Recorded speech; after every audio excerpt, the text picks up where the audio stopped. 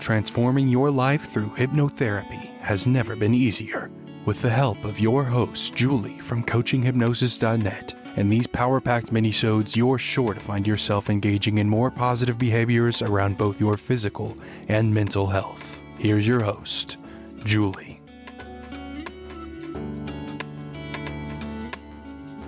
G'day, it's Julie from coachinghypnosis.net, and you deserve to know the one epic drink less hypnosis trick for 2022, because people have had enough of having fun and drinking until they fall asleep almost every night. And I'm not a therapist or psychotherapist, but this is my 9th year as a clinical hypnotherapist in strategic psychotherapy. I currently help my clients online. They change their life without changing out of their pajamas. And you deserve to know the truth about what can be achieved by drinking less and enjoying it more by using hypnosis. And you deserve to have the best Christmas Eve ever. Merry Christmas. And maybe in the past, you've tried to cut back on drinking, found it challenging, or even completely unsuccessful. Or even worse, you were trapped in a cycle of boozy lunches and borderline goon pillows. But the truth is, most people kind of know when they start to feel like they might have a bit of a problem on their hands.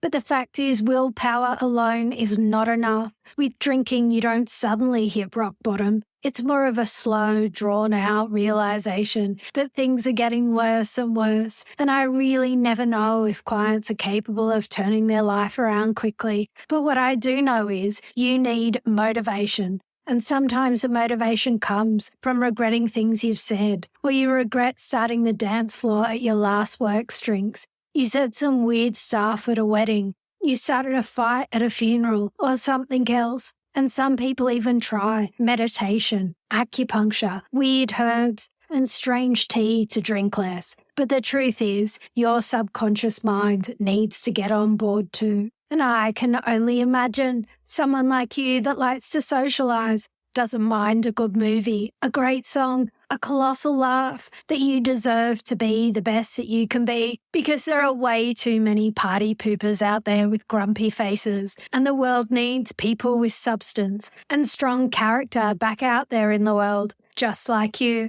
And lots of people go to hypnosis to stop smoking. The hypnotist hypnotizes them and says, from this point on, cigarettes will taste terrible. And he wakes them up and sends them off, and they don't smoke anymore because it tastes terrible. It's the same with alcoholics. Alcoholics Anonymous says, once an alcoholic, always an alcoholic. And that's great, but they don't learn the skills they need for the future, because if they touch another cigarette ever again, that's it, game over. And Richard Bandler, in his book Reframing, wrote that years ago, a hypnotist made cigarettes taste like the worst thing he could think of, cod liver oil. The client did quit smoking, but he became a cod liver oil junkie. He carried a bottle of cod liver oil in his coat all day. I guess that's better than smoking. I don't know the ramifications of overdosing on fish oil, but it sounds disgusting. And Richard Bandler prefers to substitute symptoms for things that are more positive. And the weird thing is,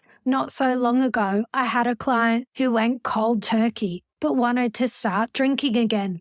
I had only ever known this client sober, and I had only heard stories about their drinking. And it was weird because I had a lot of processes I needed to consider. I needed to create a test, operate, test exit strategy for the client. Because how do you know it can work if you don't test it? You can't just start drinking. What happens if you forget to eat well before you drink? Or you realize you've had too much? What strategy do you have in place to leave the venue or get home? Or should you just stay there and drink water for a few hours? Or should you carry on? What happens if you can't sleep the following day? Do you drink again? Do you get sleeping tablets? Or do you just think, that was expected because I drank a few days ago, so I'm not going to sleep for the next few nights? The best person to describe this scenario is again Richard Bandler. The person you meet who walks into your office is the sober side of the person. They're already fully committed to being sober.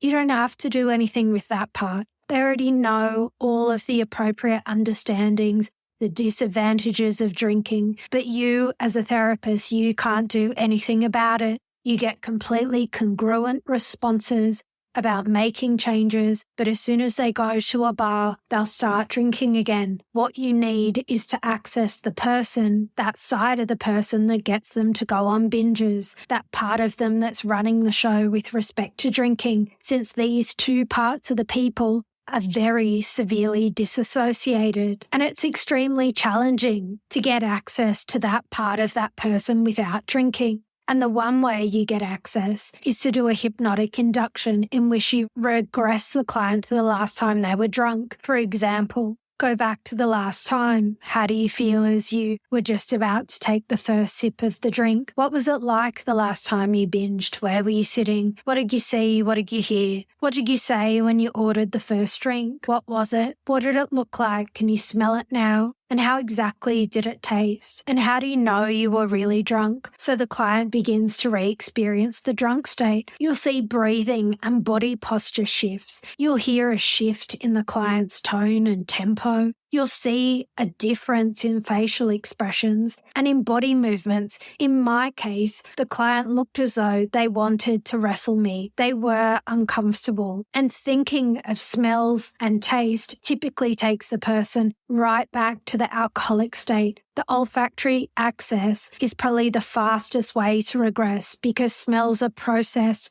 neurologically. They have a direct impact with triggering memories. And the fact is, it doesn't feel nice doing it to a client as a hypnotist because you understand the client has fully recovered from that life. They say things like, I'm a different person now. I don't behave like that anymore, but it needs to be done. Otherwise, they're better off never drinking again and going to AA for the rest of their life. Most great hypnotists have a checklist of strategies their clients have for how they go about their life and the behaviors that they need to grow out of before they're capable of walking into a bar and having a drink less and enjoy it more kind of time. The decision to do this to a client isn't some philosophical approach or theory. It's like any engineer, the strategy must be test, operate, test, exit, or trigger, operate, test, exit. And I can only imagine someone like you that just loves living life on your terms, making the most of each day, celebrating all that life has to offer,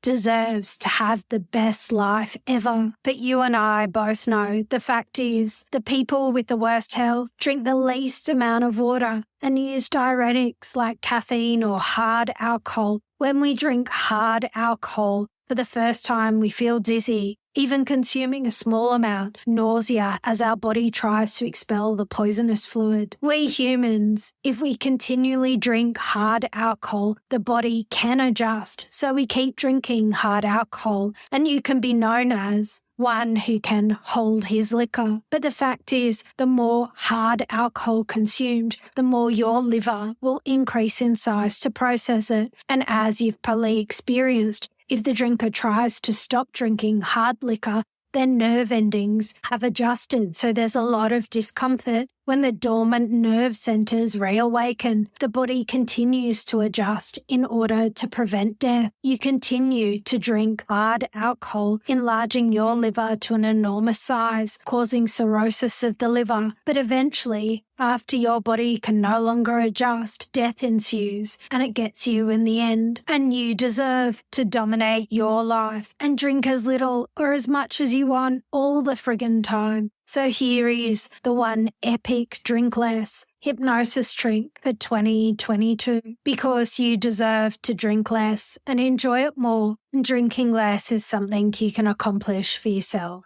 Relaxation and contemplation. Whatever I have to say will help you in your determination. The next drink you drink will be the best drink you've ever had in your life. This will be because your taste buds have relaxed along with the rest of your body. During this exercise, because they are resting, the taste buds will be more responsive to the subtle flavors of the food you eat. And the next drink you drink, you're going to get so much pleasure from the next drink that you wish that all of your drinks could taste as good as that one. You know it will have lasted better because your taste buds will have rested. You'll want them to rest again. So the next drink will taste good also. The next drink will also be satisfying and relaxing. that you'll want to wait a long time before you have another. You'll have no desire to drink another drink for a long time because you've waited. The next drink is also very enjoyable. You find the longer you wait between drinks, the more satisfying and relaxing each drink is. You find yourself drinking less and less. You're enjoying it more and more.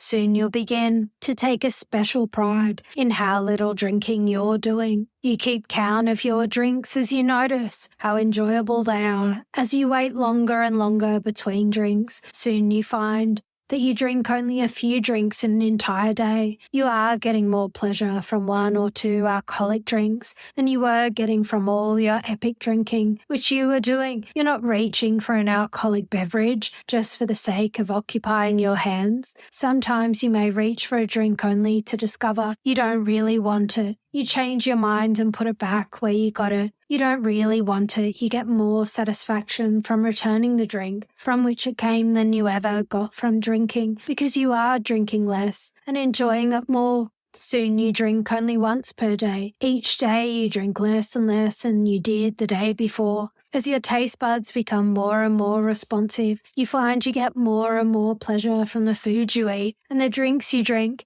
You take small bites and you hesitate to swallow too soon. For fear you may miss some of the subtle and newly flavored flavors and smells. A small quantity of food is very satisfying. Your desire for food is suited to the needs of your body. You are a relaxed and comfortable person. You are drinking less and enjoying it more. The next alcoholic you drink is going to be so satisfying and relaxing. You'll not want another for a long time, and the longer you wait between them, the more satisfying they'll become. So what if you thought about drinking hypnosis differently? And what if you didn't? The choice is yours.